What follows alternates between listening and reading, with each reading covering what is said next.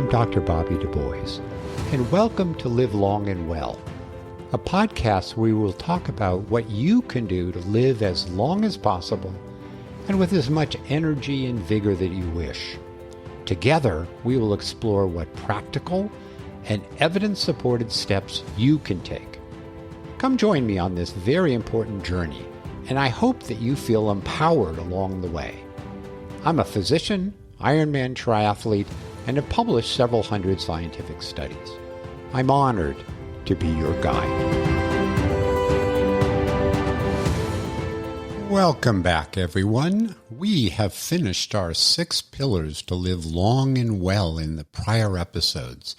And those 6 pillars are exercise, sleep, nutrition, mind-body harmony, exposure to heat and cold, and social relationships. Now, if you've missed any of the episodes, feel free to get caught up. They're all still available. Now, today I would like to talk about something near and dear to many of you listeners, our morning coffee. And our episode is entitled, Is it a good or bad idea from the standpoint of health? Now, as you know, I like to begin with the take-home messages. So there are several. First, coffee does have some short-term side effects that most all of us understand. Feeling jittery, and it may impact our sleep. But coffee has some pretty well-identified benefits. Definitely from an alertness and exercise performance standpoint. But there's some suggestive evidence that we'll talk about related to improvements in liver disease and reduction in risk of dementia. So third, the good news is that it's a pretty clean drug, meaning there are benefits without major problems. So enjoy your morning coffee. And as always, I will put links to key references in the show notes. Well, our plan for today has 3 segments. First, I'd like to provide some background on coffee and tea, its history and how it works briefly in your body. Second, we'll explore what the benefits of coffee appear to be based upon what scientific studies have been done in people. And third part, we'll understand if there are any downsides to coffee. And of course, we'll end with some next steps, and we'll talk once more about the N of 1 studies so you can tell whether your coffee or tea is having impact on you either positively or negatively. Well, let's begin with some background. Caffeine is the most widely used drug in the world. In the U.S., about 60 to 70% of adults drink coffee every day. And the average in the U.S. is about 3 cups per day. Now, if you add in tea drinkers and those who drink Coke or Mountain Dew or Dr. Pepper, that's a lot of caffeine being ingested by a lot of Americans. And we ingest a lot more caffeine these days than in the past. So some folks may recall in the 1960s, coffee didn't come from a Starbucks or didn't come from fresh beans that you might purchase at the deli counter, but rather coffee came in a can, like your Folgers can. And the directions at the time were use 1 teaspoon per 6-ounce cup of coffee. So pretty low amount of caffeine. Now let's march forward in time. With Starbucks today, they're recommending on the package that you give not 1 teaspoon per cup, but rather 1 tablespoon, or maybe even 1.5 tablespoons per cup. And at Starbucks and elsewhere, most drinks are 16 ounces, so not the usual 6 ounces that was done in the decades past. So in the old days, when someone had a cup of coffee in the morning, it was probably about 50 milligrams of caffeine. Now, if you're a Starbucks regular or you make a strong coffee at home, that's likely to be 6-fold higher, or 300 milligrams of caffeine. So keep that in mind as we think about the impact of caffeine. There's a lot more that gets into our system now than in decades past. Caffeine has a long history. Tea was discovered in China around 1000 BC, so 3,000 years ago, and monks used it to enhance their meditation, their ability to stay awake for long periods of time. So the impact on the mind was known for a very, very long time. Coffee has a bit of a younger history, and it was discovered, so this legend is, in Ethiopia around 850 AD. There was a goat herder, again as the legend goes, and his goats would be walked around on the hills and wherever. And at one point, Caldi's goats started to jump around like they were crazy. And what he found was, wait a second, they're eating a bunch of berries of a particular plant. And of course, that turned out to be the coffee plant. And so why they were jumping around is they got a whole bunch of caffeine. So that's the legend. Whether it's absolutely true or not, I don't know. There were no scientific studies done at the time. Well, we're talking a bit about coffee and tea, but caffeine is also in cocoa beans and kola nuts. Let's put some numbers so you have a sense of how much caffeine might be in various things you would drink or ingest. So espresso, a shot of espresso is about 60 milligrams of caffeine. And I mentioned earlier that Starbucks may well have over 300 milligrams in a 16-ounce cup of coffee. Black tea, typical cup, would be 60 to 80 milligrams of caffeine, kind of like what an espresso is. Energy drinks like Red Bull, which were invented back in the 80s and obviously have become very popular since that time, have about 200 to 300 milligrams, or close to what a Starbucks cup of coffee might be. Now, people may remember no-dose, and at the time that was like, oh my goodness, that's a massive amount of caffeine. Well, it turns out that a no-dose dose is less actually than a Starbucks cup of coffee. It's about 200 milligrams. Cola, Diet Coke, regular Coke, they both have about 30 to 40 milligrams of caffeine. Now, be aware that even decaf coffee has caffeine. And for some people, and we'll get to this a little bit later, I'm one of those people. I'm hypersensitive to caffeine. I love it, but it affects my body quite a bit. Even a 16-ounce cup of decaf at Starbucks has 25 milligrams of caffeine, or about the same as having a Coke. So if people say, oh, I just drink decaf, so it's not a problem, for some people, it is something to be aware of. And even chocolate, just having a chocolate bar, not an espresso bar, but a chocolate bar, has 25 milligrams if it's dark chocolate and about 10 milligrams in a serving of a milk chocolate bar. So caffeine is in a lot of different things, and it might be good for you to take a stock of how much caffeine you have a day and just add up all the coffee or tea or Coke or chocolate you have. This might be a good baseline, and we'll come back to this a bit later. So what does caffeine do? I don't want to get lost in the biochemistry, so I'll just give you a very tiny taste. So the body has a chemical called adenosine, and in the brain, it causes us to relax. So as the day progresses, your adenosine levels in the brain go up and up and up. And at some point, you have so much adenosine in your brain, it says, I really want to go to sleep. Now, what caffeine does is it blocks the impact of adenosine. So it's blocking that sleepy feeling that your brain is experiencing. So caffeine blocks the adenosine. The adenosine would have made you sleepy, so of course it keeps you more awake. And as such, it's a stimulant. So caffeine, I mentioned earlier, is in fact a drug.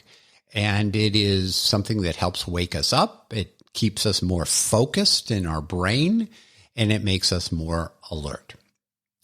Now, I'm not going to be able to answer this question because nobody knows the answer to this question, but there's a complicating factor to all of these studies and all of our understanding of the field.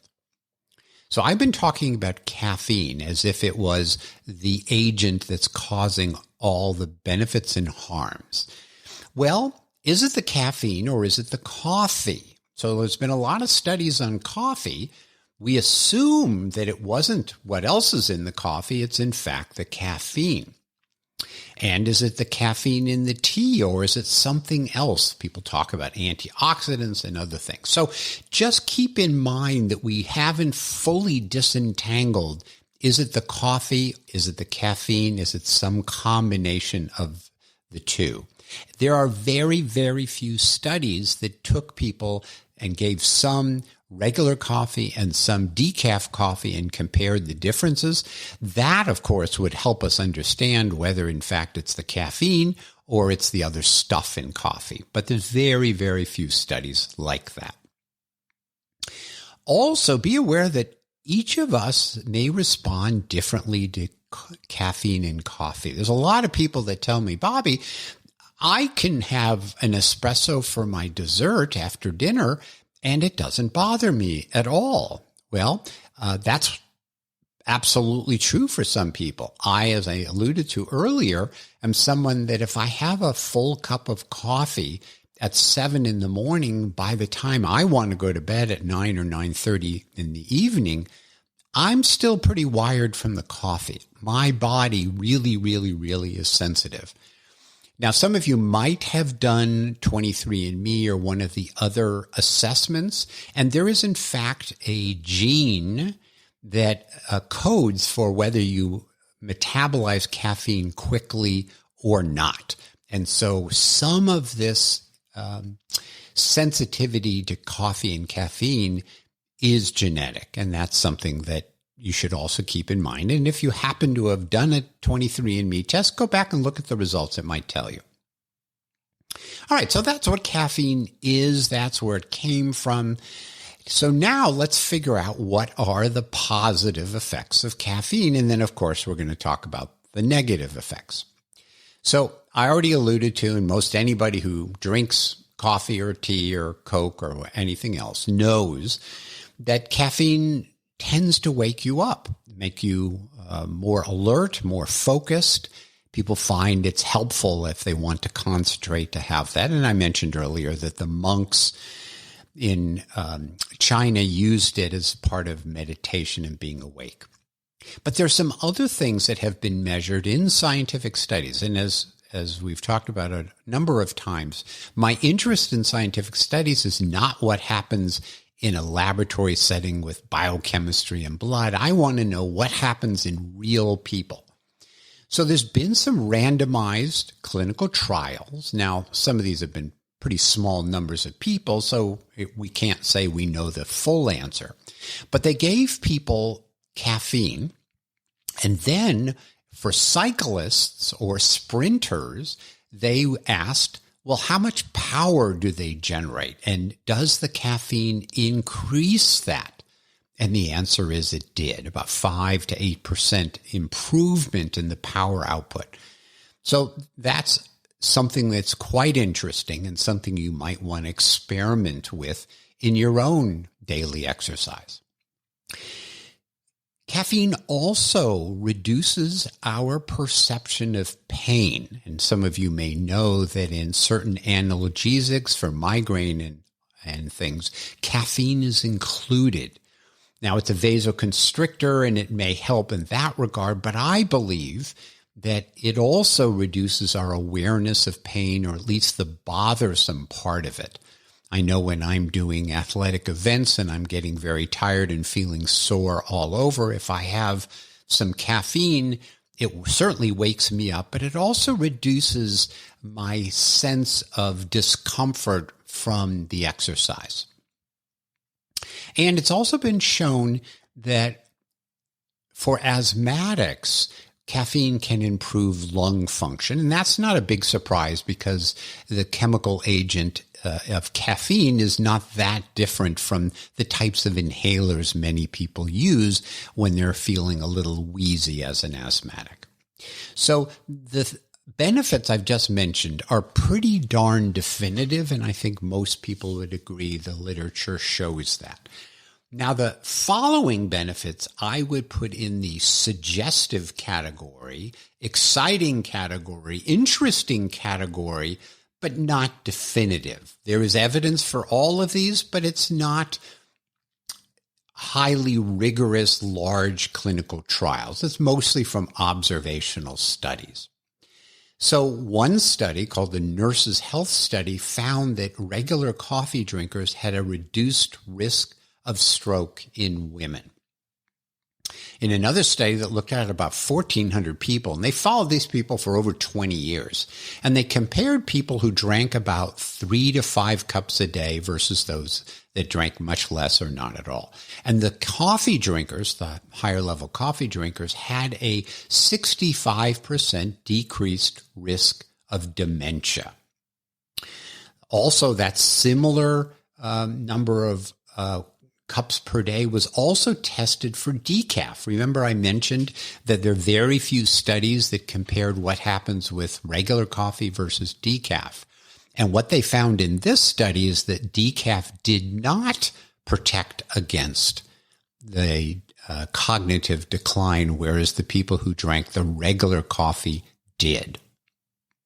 There's also data in patients with hepatitis that coffee drinking reduces the damage to the liver and may have an impact on the development of cirrhosis, which is sort of the end stage deterioration of the liver, or even liver cancer.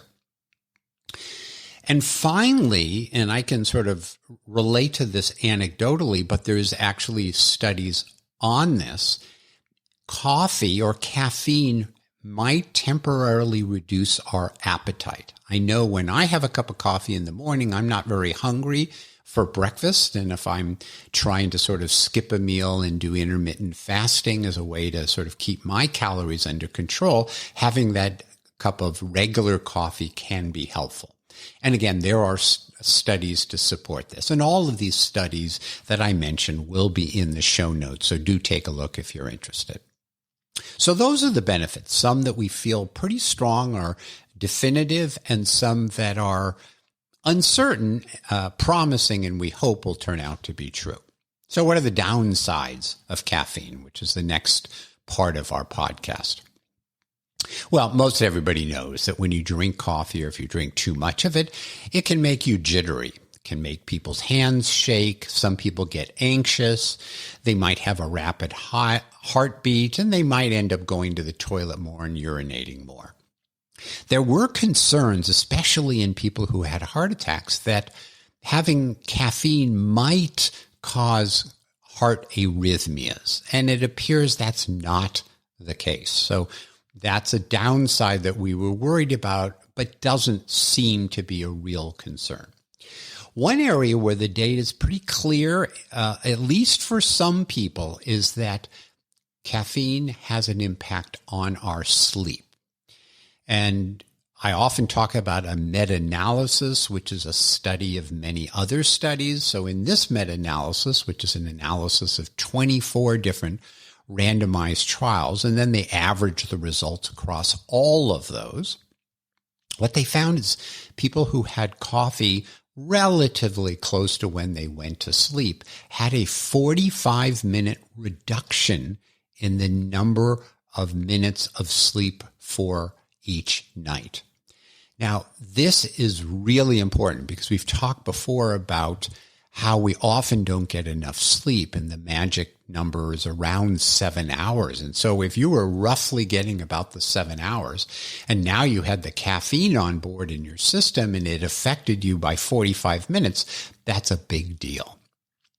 We've often talked about how one of the ways to be more convinced that a study findings are real is what's called a dose-response relationship, meaning that The more coffee, the more deterioration in sleep, and that has been observed. I mentioned the 45 minutes of overall sleep reduction, and there was a reduction of about 11 minutes of deep sleep. Now, to put this in context, people often only get 30, 60, or 90 minutes of deep sleep, so 11 minutes is significant. In this analysis, they didn't see any impact on REM sleep.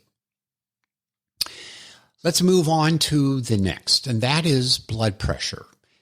Will caffeine affect your blood pressure? And the answer is yes. It will temporarily raise some people's blood pressure. Not everybody's, but some people. But there was a long-term study asking the question of 1,400 adults over the course of 10 years, and they asked them whether they were coffee drinkers or not and how much they drank. And what they found at the end of 10 years is the likelihood of high blood pressure was no different between the coffee drinkers and the non-coffee drinkers. So it does not appear to cause hypertension. Again, it might temporarily on a given day increase it, but it doesn't appear to cause a long-term impact. People know when you don't drink coffee, if you're a regular coffee drinker and you skip a few days of coffee, you might have withdrawal symptoms, which could be a headache or fatigue or difficulty concentrating. So to sum up the downsides, there really are no long-term bad effects. It's what we call a pretty clean drug, meaning you get benefits, but not too many harms, or at least the harms are temporary and they're pretty obvious. Well, we're about to finish up, but I want to then ask the question, so what should listeners do with this information? Well, for many, the punchline is all they care about. Enjoy your morning coffee or tea. It appears to be just safe, and yes, it has some side effects, but most people will be aware of them and they'll be temporary. We've talked in the past about an N of 1 study. So all the studies I've talked about today and often in the past have looked at a large group of people. Some were coffee drinkers, some were not, some were heavy coffee drinkers, some were not. And we are looking at the average experience. But as I mentioned, genetics play a role here, and personal response to caffeine varies a lot.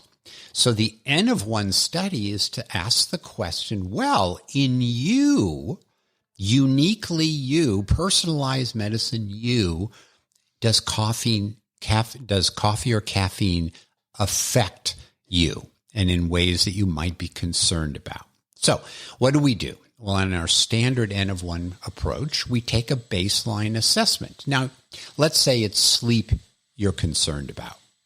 So you might do a baseline assessment of your sleeping. And are you sleeping a lot of hours or not? What's the quality of that sleep? Then the next step is to ask how much caffeine you're consuming in a day.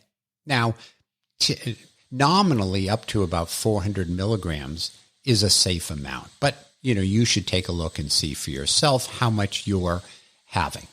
Then change something. Perhaps reduce how much you drink or when you drink it relative to going to sleep. And then a week or so later, reassess your sleep. Did it make a change? Now, you can do the exact same approach with exercise and see if it helps to have coffee before you exercise. And this way, you will know what caffeine does for you and whether you want to continue having it or not, whether that it's affecting your sleep or not, and whether it might improve your ability to work out or not. So that's the end of our coffee discussion.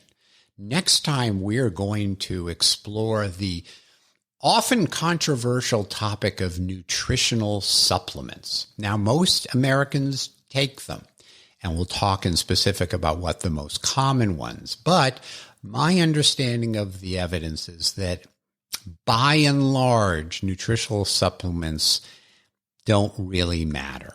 Maybe a multivitamin day is a good idea, but all the other things that often people consider, the evidence is not very strong. So join me again as we continue our journey to live long and well. Thanks so much for listening to Live Long and Well with Dr. Bobby. If you want to continue this journey or want to receive my newsletter on practical and scientific ways to improve your health and longevity, please visit me at drbobbylivelongandwell.com. That's Dr. Bobby livelongandwell.com.